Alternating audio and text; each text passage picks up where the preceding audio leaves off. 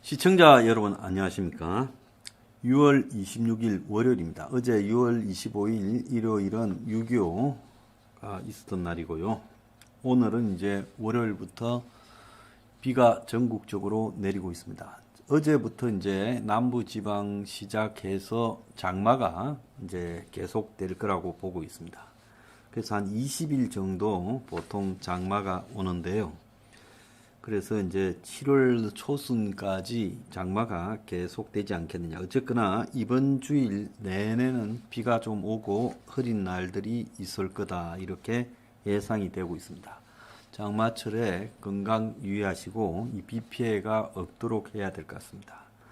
자, 고향 일산 서구에 사시는 남정혜 님이 강원을 이렇게 사무실 오셔가지고 직접 가입하셨습니다. 감사드리고요. 그 다음에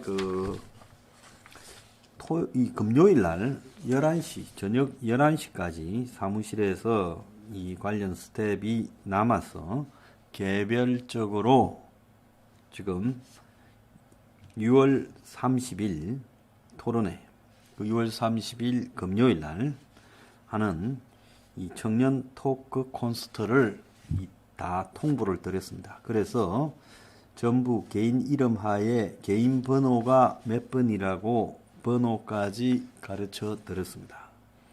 그래서 그 행사장은 저희들이 또 다른 방해가 있을까봐 공개하지는 않겠습니다만은 지하철역에서 한 400여 미터 떨어진 데니까 금방 찾을 수 있습니다. 그래서 해당 지하철역을 이용하시면 되고요. 그 다음에 우리 행사장 건물에는 주차가 좀 불가능하니까 건물 바로 앞에 건물을 지하에 유료 주차장으로 쓰는 데니까 굳이 차를 가지고 오시겠다는 분은 행사장 앞쪽에 있는 빌딩 지하 유료 주차장을 쓰시면 됩니다. 자, 입장을 할 때는 이름을 부르면 일일이 대조해서 찾아야 되니까 부여된 번호를 말하면 금방 찾을 수 있으니까 누구 몇 번입니다. 이렇게 말씀을 해주시고 입장은 6시 10분부터 가능합니다. 그래서 일찍 들어오셔갖고 안에 계시면요. 그 안에서 음향 체크부터 여러 가지 준비를 해야 되니까 6시 10분부터 입장이 됩니다. 그러니까 일찍 오시더라도 들어오실 수 없다라는 것을 저희들이 양해를 구하겠습니다. 그런데 이런 거 하다 보면요. 한 5시쯤 와가 계신 분이 있어요. 일찍 오시면 근처 어디 커피숍에 가서 커피 한 잔 하시다가 6시 10분에 맞추어서 6시 10분 이후에 입장을 해 주시고요. 본 콘서트는 7시에 시작이 되고 6시 10분부터 입장과 동시에 연구소에서 준비한 도시락 음료수를 드시면서 행사장 안에서 드실 때가 많습니다. 음악과 영상 등을 감상하시고 7시에 콘서트가 시작을 합니다. 그래서 혹시 안내를 못 받았다든가 문의가 계신 분은 전화를 하면 지금 사무실에 굉장히 바쁘니까요. 문자를 남겨주시면 답을 해드리겠습니다.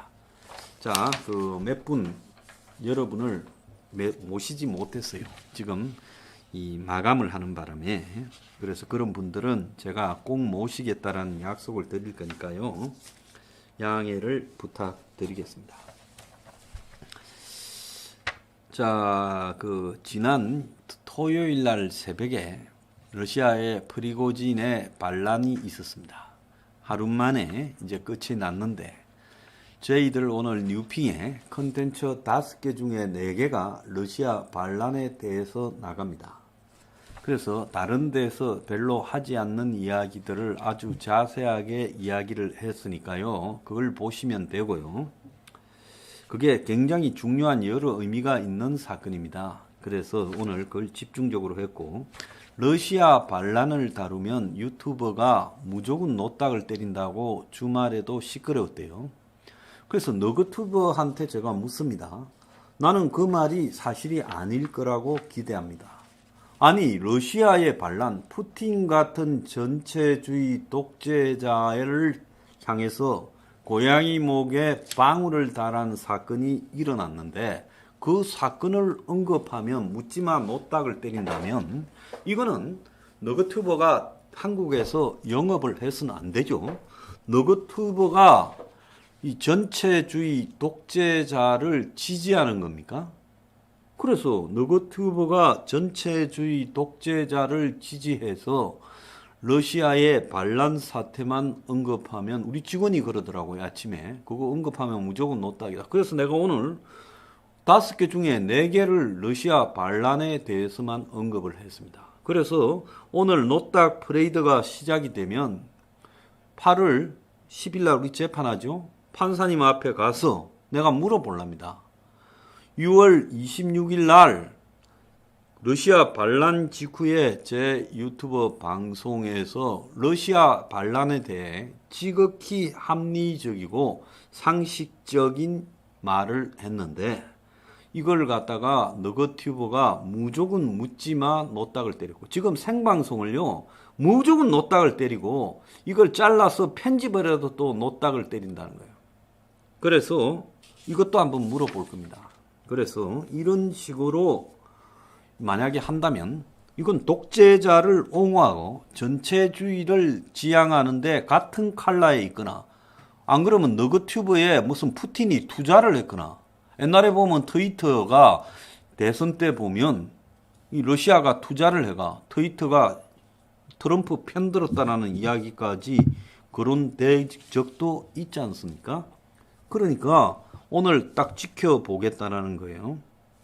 오늘 지켜보겠다. 내가 분명히 경고를 합니다. 자, 우리 6월 30일 청년 토크 콘서트 포스터가 2가지 종류로 완성이 됐는데 그 포스터 한번 보겠습니다.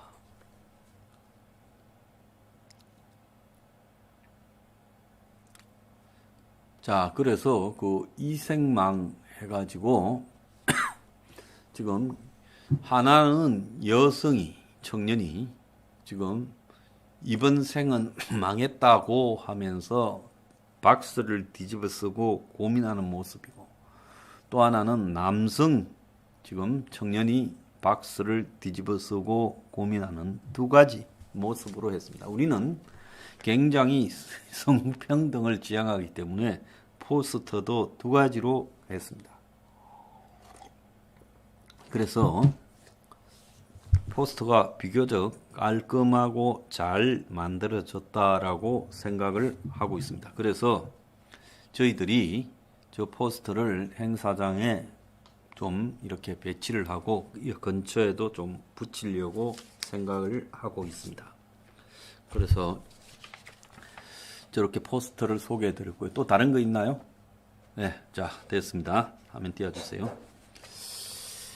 자, 그래서 제가 오늘 러시아의 이 반란 사건은 요 근래에 있었던 이 소련이 무너지고 91년에요.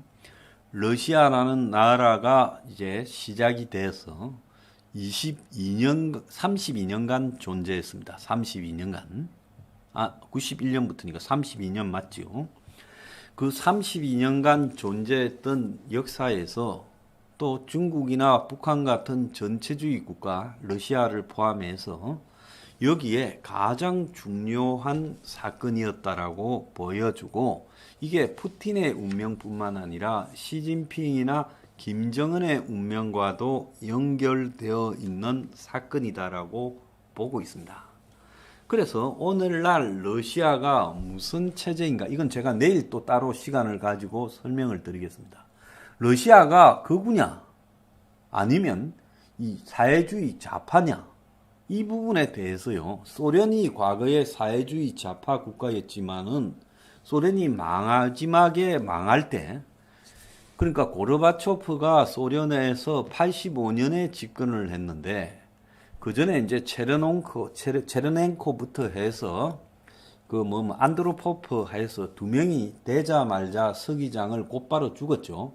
브레즈네프가 죽고 그 이후에 2명이 단기 그 늙은 공산당 거물들을 서기장으로 앉히면서 두 명이 얼마 살지 못하고 체르논코, 안드로포프 등이 죽고 그 다음에 세 번째로 고르바초프가 서기장이 되었고 되자말자 페레스트로이카 글라노스트로 개혁을 하고 이 소련 연방 체제를 신연방으로 해서 느슨하게 유지하려고 하니까 이 소련의 군부, KGB 그리고 공산당 관계자들이 모여서 91년 8월 19일 날 이번에 그 러시아가 우크라이나에 줬다가 강제적으로 다시 점령한 크림반도가 원래 러시아 황실 때부터 휴양지였습니다.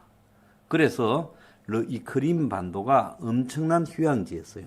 그 경치도 좋고 기온도 따뜻하고 그래서 흑해연안의 크림반도 휴양지에 고르바초프가 거기에 가서 휴가를 즐기고 있을 때 여름이죠. 8월 19일 날 그때 이제 소련 군부가 쿠데타를 일으키고 이 모스크바 시내에 2개 사단을 갖다가 진격시켜서 의사당과 서기장, 관저 등을 점령을 했죠. 탱크로.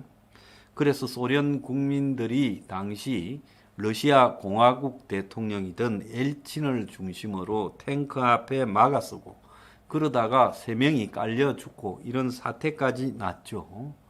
그러면서 3일 만에 쿠데타 세력이 물러났습니다. 자살하고 체포됐죠.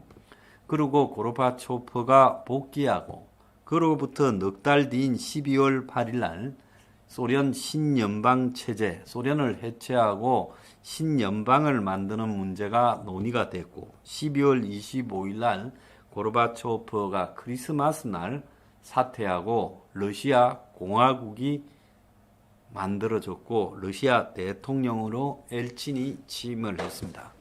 그러니까 소련 군부 쿠데타가 있은 지 넉 달 만에 소련이 해체됐어요. 제가 이야기를 하는 이유는 러시아가 이제 해체 단계에 접어들었다. 그러니까 소련이 1917년 공산당의 혁명으로 집권된 이후에 쭉 유지되어 오다가 91년에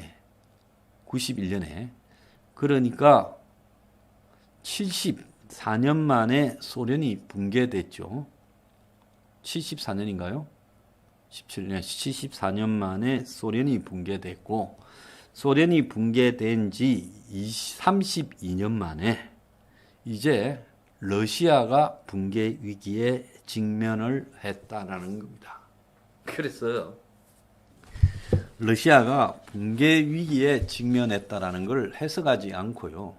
그 무슨 세계 전문가들이라고 하는 사람들이 그 푸틴이 저기 벨라루스에 도망가 있는 이 프리고진을 죽일 거다, 제거할 거다. 그래서 실수했다는 등 푸틴이 그렇게 쉽게 물러나지 않는다는 등 여러 가지 설이 난무합니다만은 저런 사안을 바라볼 때는 이 전체를 읽을 수 있는 능력이 있어야지 군사 전문가적 시각으로만 읽어서도 안 되고 그 다음에 저런 것들을 기성적 사고에 몰입해서 쳐다봐도 안 되는 거예요. 그런데 사람이 이런 지식 저런 지식을 다 가지고 완성시켜서 바라보는 것은 참 어렵습니다.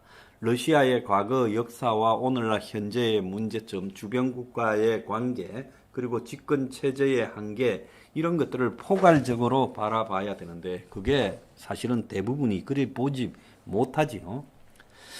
자, 러시아라는 나라가 인구가 1억 4,500만, 1억 2천만인 일본보다 저 넓은 땅덩어리에 2,500만 겨우 많습니다. 사실상 러시아는 굉장한 인구 감소가 되고 있죠. 그래서 구소련 시절보다도 훨씬 더 인구가 줄어들고 있습니다.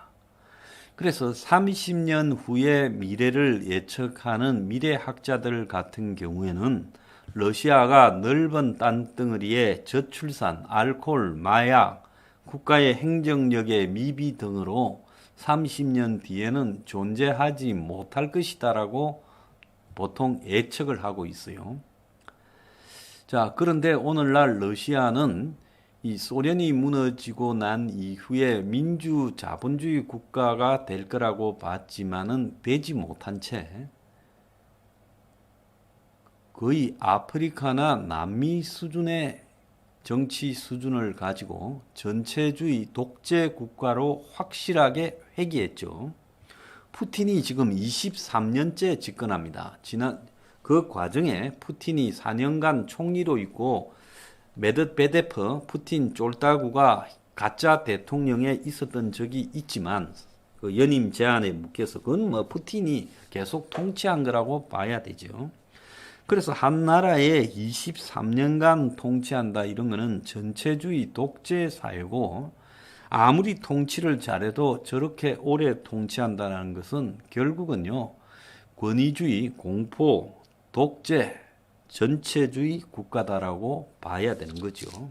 그래서 러시아의 성격 규정은 전체주의 독재 국가다라고 봐야 되고 저것은 민주주의 모습도 아니고 그렇다고 극우도 아니고 사회주의도 아닌 짬뽕 국가라고 봐야 됩니다. 그래서 이 러시아가 그야말로 겨우겨우 국가로서 연명을 해왔는데 서방에서는 러시아를 굉장히 공포스럽게 바라보고 러시아 특수부대에 대한 환상 그리고 밀리터리 덕후라고 부르는 군사 전문가들은 러시아를 과대평가해왔지요. 그래서 러시아가 우크라를 쳤을 때 작년 2월 24일입니까? 그때 일주일이면 끝날 거라고 헛소리를 했고 제가 푸틴이 무덤을 팠다. 판도라 상자를 열었고 지 마음대로 끝내지 못할 거다라고 말을 했어요. 그리고 제가 한 달 반쯤 전에 이 프리고진이 푸틴을 물었지요. 바흐마트 공방전 이후에 제가 이 프리고진이 1917년에 혁명이 필요하다. 러시아 군부가 부패했다. 자기들한테 탄약도 주지 않고 고립해서 죽일라 했다. 그래서 러시아의 가난한 집의 자식들만 전장에 끌려와서 죽고 부자들은 그야말로 배 두드리면서 자식들을 지금 숨겨놓고 있다. 그래서 지금 러시아의 이 참모총장하고 러시아의 국방부 장관 쇼이구, 게라시모프 이 둘을 갖다가 옷 벗겨라고 프리고진이 이번에 명분으로 내걸었습니다. 그래서 러시아의 국방장관에 숨겨놓은 아들이 무슨 연예인 모양인데 해외에 도망가 있다잖아요. 군대 안 오려고요. 그게 오늘날 러시아 현실이에요. 그래서 그때 제가 뭐라 했는가 하면 머지않아 프리고진이 반란을 일으킬 거다라고 예측했고 푸틴이 얼마 안 남았다고 했고 그리고 프리고진이 젤렌스키하고 통하고 있다라고 했죠. 이번에 이제 프리고진이 이 러시아로 들어가서 그래서 이 세계 줄을 거쳐서 모스크바 200km 앞에까지 갔다가 그러니까 로스토프하고 그 다음에 바르네시 줄을 거쳐서 바로 그냥 입구까지 갔지요. 입구까지 갔다가 곧바로 후퇴를 했습니다. 그래서 후퇴를 할 때는 왜 했을까라는 부분. 그래서 리페츠크까지 가서 이제 200km 앞에서 이제 오카 강이라는 강이 있고 그 강의 다리만 건너면 모스크바 남쪽입니다. 그래서 히틀러보다 더 빠른 속도로 롬멜의 전격전보다 더 빠른 빛의 속도로 갔는데 왜 멈췄을까? 한번 보세요. 그 요구사항이 있었어요. 국방부 장관과 총참모 총장, 그러니까 국방부 장관 쇼이구와 총참모 총장 이 게라시모프 둘을 갖다가 목을 날려라. 이것들이 그야말로 부패하고 썩었고 푸틴을 속여가지고 우크라이나 전쟁으로 끌어넣었다. 근데 우크라이나 전쟁에서 봐봐라. 내 병사 수만 명이 죽는 동안에 탄약이나 포탄도 제대로 지원하지 않았고 부패했다. 저거들 자식들은 다 어떻게 했냐. 이렇게 그런 거예요. 그러니까 프리고진 입장에서는 2000km를 달릴 필요도 없었어요. 자기가 머물고 있는 돈바스에서 북쪽으로 곧장 올라가면 한 500km만 가도 되는데 일부러 로스토프를 내려와가 다시 올라가요. 그러니까 그 안에 가는 동안에 푸틴이 자신한테 항복해라는 거예요. 그래서 사실상 푸틴이 얼마나 다급했으면 중재를 써달라고 터키, 이란, 카자흐, 우즈벡 그리고 벨라루스 등 7개 나라 정상하고 전화를 걸었는데 다 냉정하게 거절하고 러시아 내부의 문제다 했고 이제 푸틴의 쫄따구 이 루카센코만 그것도 독재자죠. 백러시아, 벨라루스의 독재자. 러시아의 위성국가 비슷한 가만 이 프리고진하고 통화를 해서 그러니까 푸틴이 전화를 프리고진한테 직접 할 용기도 없었다라고 봐야 되는 거 아니겠어요? 그래서 이제 뜻을 전달했는데 합의된 내용이 다 공개가 안 됐어요. 프리고진이 중간에 스톱하고 돌아올 때는 지 요구사항이 관철되었으니까 돌아왔지. 자는 바보입니까? 야각기로 말하거나 계산적이라고 보면 푸틴만큼 얕고 계산적인데 프리고진이 바보라서 해군을 했느냐. 그래, 저 쇼이구하고 게라시모프 둘이를 자를게. 그런데 지금 자르면 좀 내가 민망하니까 시간을 좀 주면 자를게. 그리고 네가 그 바그너 부대는 용병 부대는 그대로 거느리고 있어라. 다만 등록 안 한 사람들이나 거기에 이제 바그너 부대에 있다 놓은 사람들이나 러시아 군이 흡수할게. 요런 식으로 바그너 부대를 안 건들겠다고 약속을 했어요. 한간에 보면 이 프리고진이 부대를 다 해산시키고 지 혼자 살겠다고 벨라루스로 갔다는데 벨라루스에 프리고진 왔다라는 보도 하나도 없잖아요. 프리고진과 그 부대는 어디로 갔을까요? 100% 우크라이나 돈바스 지역 점령지로 가 있죠. 거기 가 있어야 제일 안전하죠. 그래서 프리고진은 다시 온데 출발한 대로 돌아가서 그 안에 들어앉은 겁니다. 저거 부대 5만 명하고요. 만약에 러시아가 푸틴이 프리고진이 다 놔놓고 혼자 벨라루스에 가 있으면 벨라루스 군대하고 푸틴 군대가 프리고진을 잡아갖고 곧바로 죽이지 않겠어요?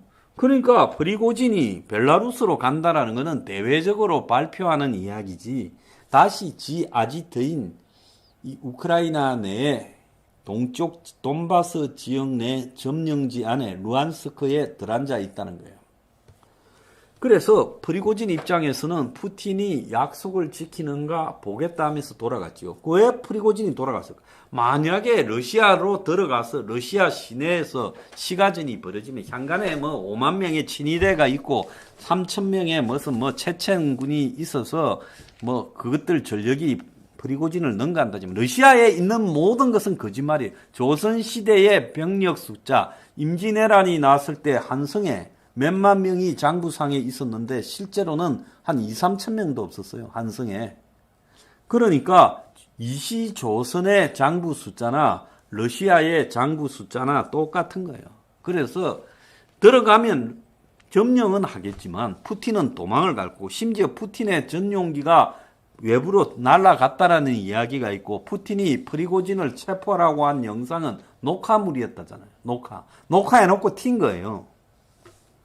그래서 푸틴이 이제 없는 모스크바를 점령해봤자 내전이 벌어져서 프리고진도 좋은 이미지를 갖게 되기가 어렵지요. 그러니까 프리고진이 단수가 높으니까 자, 점령할 수 있지만은 점령 안 하고 내 돌아가 줄게라고 하면서 러시아 국민들한테 박수 받는 길을 택했어요. 그래서 프리고진 군대가 이번에 깔렸을 때 로스토프나 바르네시 같은 데서 얼마나 박수를 받고 그래서 거의 점령군이 아니라 그야말로 자신의 나라에 외국과 싸우는 열렬한 국군처럼 대우를 받았어요. 2차 대전 때 네덜란드나 벨기에를 해방한 해방군 같은 대우를 받았어요. 이것은 민심이 푸틴을 떠났다는 걸 의미해요. 공연하게 정쟁을 일으켜서 그 나라의 젊은이들을 다 잡아가고 그리고 반체제 인사들 수만 명을 체포하고 300만 명의 러시아 젊은이들이 해외로 도망가고 그러니까 한마디로 러시아의 민심이 가는 데마다 1800km를 행군하는데 아무도 프리고진을 막아서지 않고 푸틴의 직할 항공부대만 미사일을 쐈다가 헬리콥터 6대, 관제기 1대 등 7대가 격추됐어요. 고속도로를 향해 가면서 지대공 미사일을 싼 거예요. 고속도로 상에서. 그래서 헬리콥터들이 떨어지고 나중에는 이제 출동한 헬리콥터가 없었어요. 러시아가 극초단파 미사일이 있다. 온갖 신무기가 있다는데 프리고진이 고속도로를 타고 모스크바 입구까지 가는데 기껏해야 푸틴이 한 것은 고속도로를 포클레인으로 파헤치고 또 오카강 다리 위에 트럭을 가지고 바리케이트를 치고 그리고 기관포대, 기관총 이런 것들을 설치하는 게 다였어요. 그래서 가만히 보면 이 러시아를 갖다가 대단히 평가하는데 아무것도 없는 거예요. 솔직히 말하면 푸틴을 위해서 싸우다 죽을 군대도 없는 거예요. 그래서 프리고진은 다시 우크라이나 내부의 지 위치로 돌아갔고 체면상 프리고진이 벨라루스로 망명하고 부대를 해체한다 했지만 전혀 해체가 안 됐어요.